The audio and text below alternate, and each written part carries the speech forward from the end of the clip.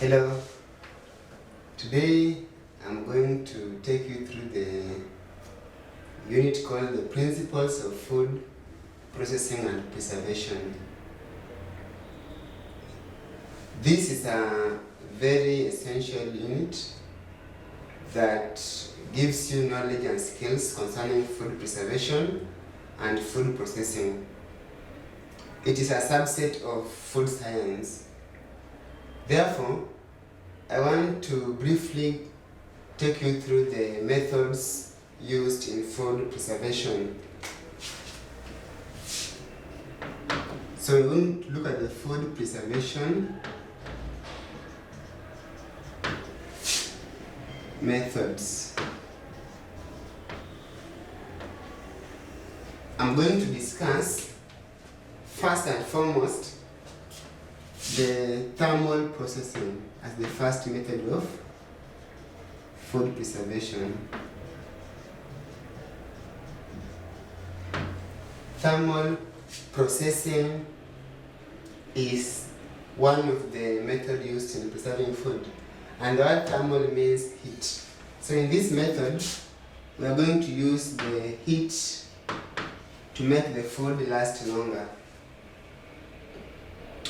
The main principles in this method is that heat used will kill the bacteria, will kill the virus or any microorganisms that is present in the food. And also the heat can also inactivate the enzymes.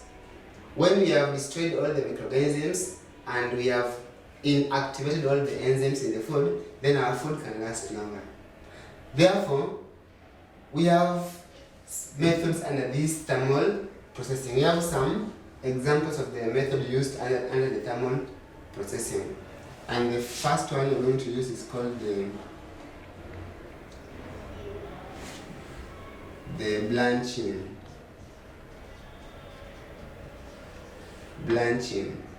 In blanching, we subject our food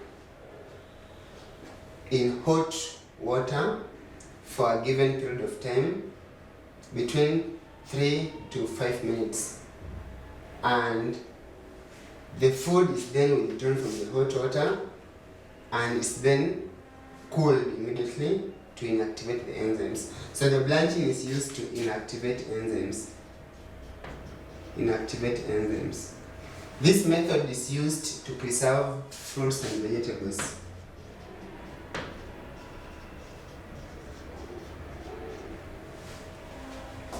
So you must take careful precautions on the timing of the blanching to ensure it is well done.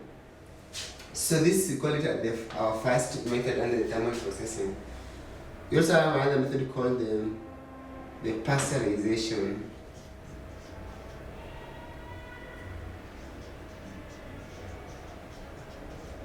The pasteurization, it is a method that it was discovered by a scientist called Louis Pasteur. And in this method, Louis Pasteur discovered that some organisms can be destroyed in food by using some variation of temperature and time. So in pasteurization, we have several methods of ensuring the food is well preserved, because in this method we use heat. The food, mainly the milk, the soups and the wines, undergo this method of preservation. These foods are subjected to some heat at a given duration to ensure particular organisms have been controlled. In this method, we are not assured of 100% food preservation because some microorganisms can survive this method of pasteurization. Therefore, this method is not a foolproof method of ensuring the food is safe, but it can control a wider range or a given range of microorganisms. So under this method, we also have the following method of pasteurizing the food. We have the flash method. And in the flash method, we subject our food for the temperature of 72 degrees Celsius for a period of 15 seconds, 15 to 30 seconds. So for instance, milk can be subjected to this method and you have ensured your milk is pasteurized. We also have the short time, the long time, method whereby our food is subjected for 62 degrees Celsius for a period of between 30 minutes. It's a long time, low temperature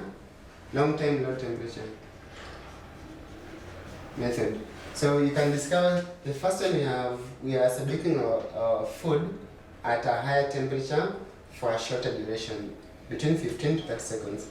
But in the second one, we are subjecting our food at a lower temperature for a longer duration.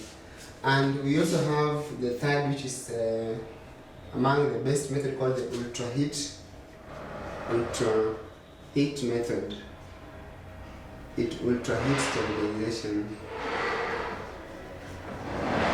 In this method, our food must be subjected to a temperature of above 100 degrees Celsius to ensure the food is well preserved.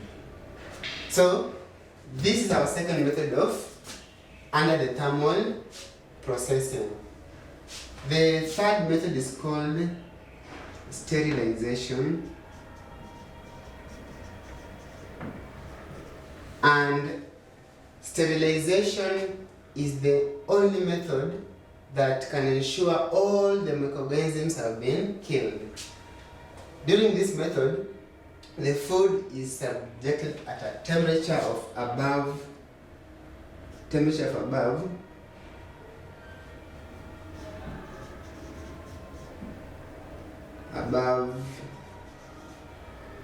125 degrees Celsius, and all the life forms are killed, are destroyed from the food, and thus the food become sterile. So a sterile food is a food that is free from any disease-causing microorganisms, any life form. We also have another method called the cooking.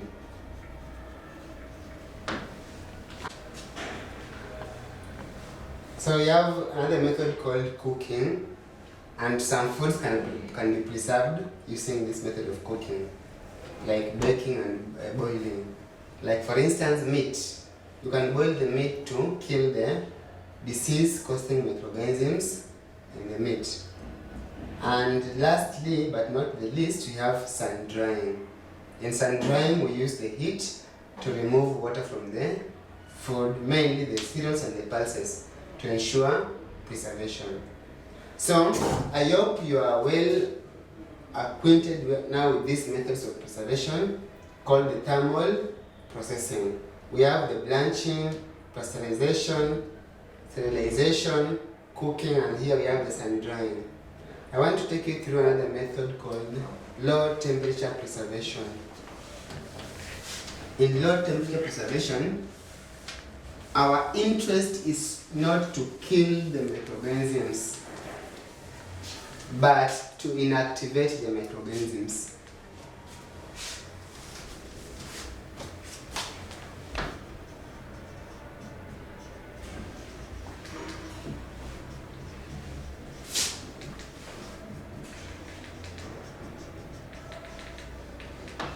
So in these methods, our main concern is not to kill the microorganism, but to inactivate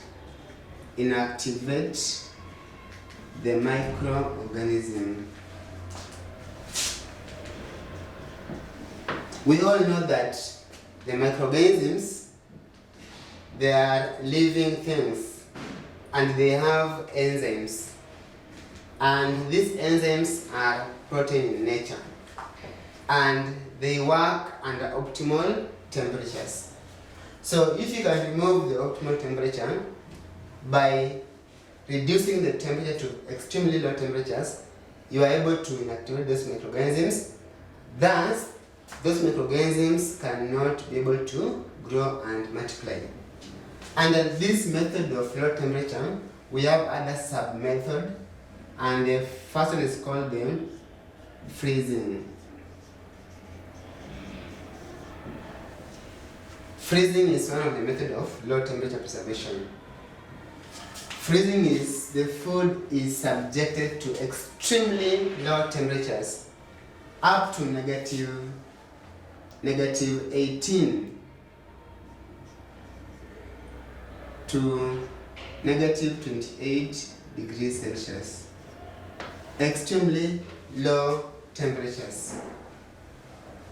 At these temperatures, no microorganisms can be able to survive because they cannot produce, they cannot grow, and they cannot multiply. Therefore, food preserved by freezing can last longer for up to 6 months to even 2 years. If you preserve well, the food can last for 6 months to even up to 2 years because the microorganisms have been inactivated. And also we have the second method under low temperature called the chilling. Chilling is also called the refrigeration.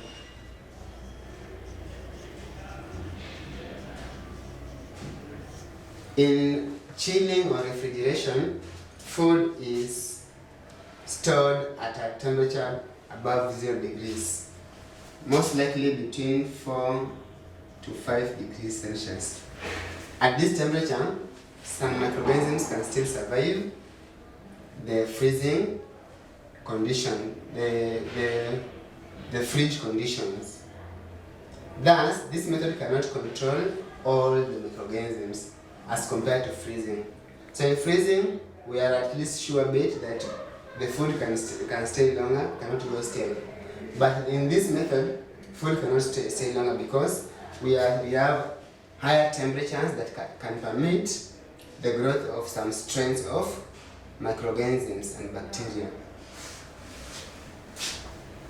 So these methods are very, very important that can ensure our food is well preserved. I want to mention something about freezing. We have various types of freezing. We have the quick freezing,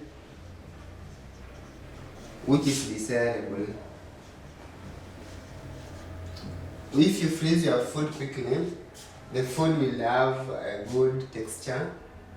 It will be preserved well as compared to the slow freezing. In slow freezing, we experience large ice particles forming on your food, and these large particles might pierce through your food like fruits and damage the skin of the fruit. Therefore, it is undesirable, but it's good for you to freeze faster so that you can have small ice crystals forming on the food and the food become good for preservation. So under low temperature preservation, we mainly measure with freezing and chilling. Therefore, at this point, we have learned two main methods of food preservation. The first one was thermal processing, and the second one is called the low temperature preservation. I want to take you through the last method, not the last, but the last in this session. And this method is called modified and controlled atmosphere storage. MAP. MAP means modified atmosphere packaging. So in this method, our food will enhance preservation because of the following principles in mind. We know that oxygen, the things that can make food to stale or to go bad are the following. Like we have oxygen. Oxygen can make food to go bad. Also a high temperature. These factors can make food to go bad faster. So in this method of modified and controlled atmosphere storage, we alter the atmosphere of the food to ensure the food stays longer. So in this case, you're going to remove the oxygen in the atmosphere and reduce the temperature. Therefore, in this method, we are much concerned by increasing of the carbon dioxide. We increase CO2 and reduce the oxygen. We reduce the temperature, and we can add some other gases like the nitrogen. Can add other inert, can be inert or just other gases. Other gases such as e.g. nitrogen. So the science in this method is just to reduce the elements that can cause food deterioration from the atmosphere surrounding the food, and increasing the elements that can enhance food preservation. Like we know, carbon dioxide can enhance food preservation, and that's why in the beverages like the sodas, like the Coca-Cola sodas, you find them, they have been preserved by carbon dioxide, because we have the microorganisms that cannot survive under these conditions of carbon dioxide. But majority of the organisms can survive the oxygen. We call them the aerobes. Aerobes, these are the microorganisms that can survive in the oxygen environments. We have the anaerobes. Anaerobes, these organisms, they can survive without oxygen. And we have another organism called the facultative